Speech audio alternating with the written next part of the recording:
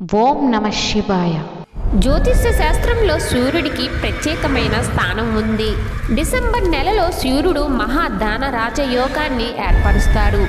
ఇది కొన్ని రాశుల వారికి అదృష్టాన్ని తీసుకువస్తుంది. 2025 చివరి నెల అయిన డిసెంబర్ 16న ధనుస్సు రాశిలోనికి సూర్యుడు ప్రవేశిస్తాడు. ఈ ధనస్సు రాశి అధిపతి గురు భగవాన్. దాదాపు 1 సంవత్సరం తరువాత సూర్యుడు గురు భగవాన్ రాశిలోనికి ప్రవేశిస్తాడు. అలాగే కుజుడు ఇప్పటికే ఈ రాశిలో ప్రయాణిస్తున్నాడు. దీని కారణంగా ధనస్సు రాశిలో మంగళ ఆదిత్య రాజయోగం ఏర్పడుతుంది.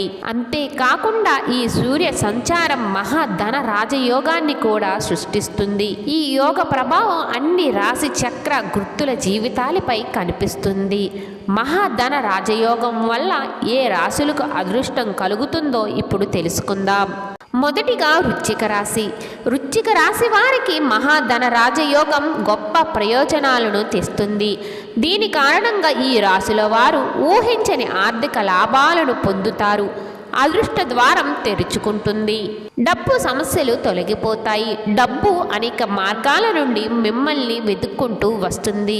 పరీక్షలలో మంచి మార్కులు సాధించి విజయం సాధిస్తారు.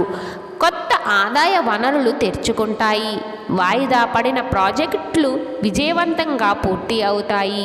పనిలో మీ స్థానం మెరుగుపడుతుంది. ఆరోగ్యం గతంలో కంటే మెరుగ్గా ఉంటుంది. తదుపరి రాశి మేషరాశి. మేషరాశి వారికి మహాధన రాజయోగం అదృష్టాన్ని తీసుకురాబోతుంది.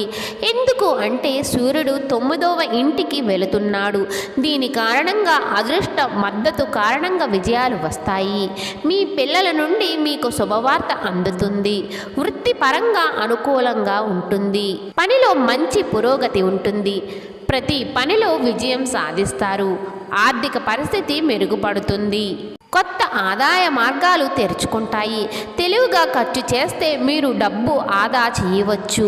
వ్యాపారవేత్తలకు ఊహించని విధంగా మంచి లాభాలు వస్తాయి. ఆరోగ్యం బాగుంటుంది. తదుపరి రాశి కుంభరాశి. కుంభరాశి వారికి మహాధన రాజయోగం వల్ల ఆదాయంలో మంచి పెరుగుదల కనిపిస్తుంది. పని చేసేవారికి ఇది మంచిది. పనిలో పురోగతికి అవకాశం ఉంటాయి. వ్యాపారంలో మంచి లాభాలు ఉంటాయి. ఆర్థిక పరిస్థితి బాగుంటుంది. అనేక వనరుల నుండి డబ్బు వస్తుంది. వ్యాపారవేత్తలకు మంచి లాభాలు వస్తాయి. జీవిత భాగస్వామితో సంబంధం మెరుగుపడుతుంది. ఆరోగ్యం బాగుంటుంది.